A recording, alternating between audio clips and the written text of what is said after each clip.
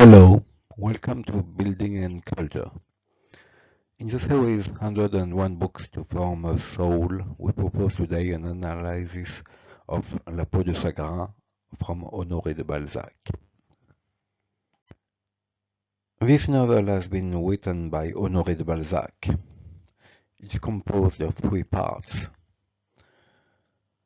The main theme is desire and the passage of time. Secondary themes are death, fantasy, the Faustian Pact. Historical context. The French world is emerging from the dream of the Revolution, with the myth of man gaining autonomy from arbitrary power,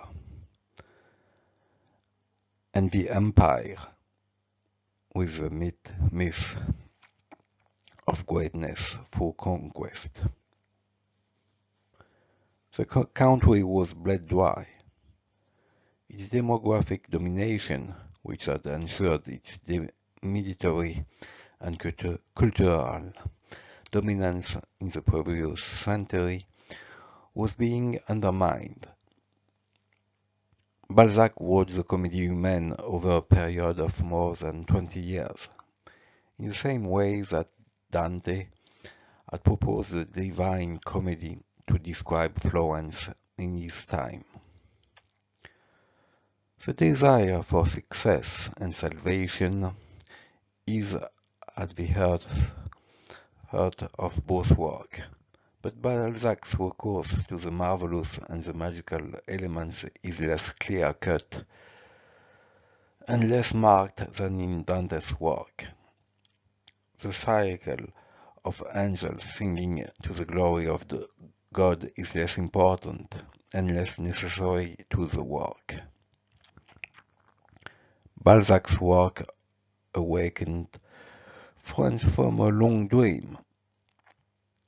It did not yet know that the 19th century was preparing a new world for it. No longer the bucolic and rustic life of the countryside, but the life of industrial production that was bursting forth. Industrial production gave rise to new desire. Why is the book of interest to us today? The book is at the crossroad of realism and the marvelous. It renews the Faustian Pact with the reality of French society. As we all know, the Faustian Pact consists in arranging a transaction with the devil. No good ever comes from indebting oneself to the devil.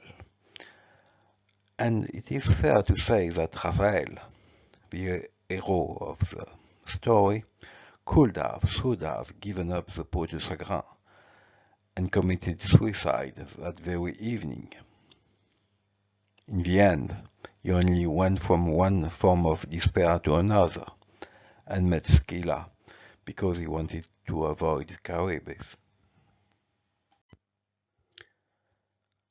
Balzac himself asserts the philosophical tone of the novel. But Balzac only provides us an allegory by way of philosophy, without giving us any clear problematic. One of the philosophical questions that can be raised is the nature of desire. Raphael Rund could have given in immediately to the cause of death by committing premature suicide, which would have left the reader without a story and Balzac without a book to sell. But Raphael, through a chance encounter, continued to live, that is, to desire. There is something profoundly Spinozist about La peau de chagrin.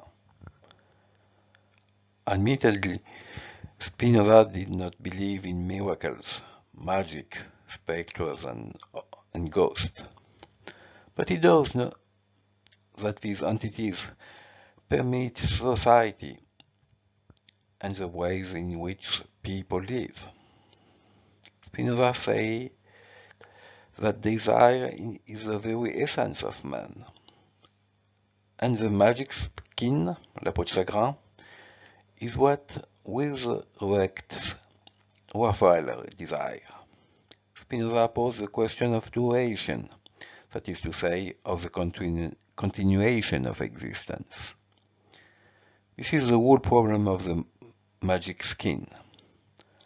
How to have a desire that lasts and is part of a duration that never ends. Raphael discovers that as he fulfills himself, as he strives for happiness, he is at the same time creating the elements that will produce his downfall and unhappiness. He thus runs toward his destiny and passes from indifferent death.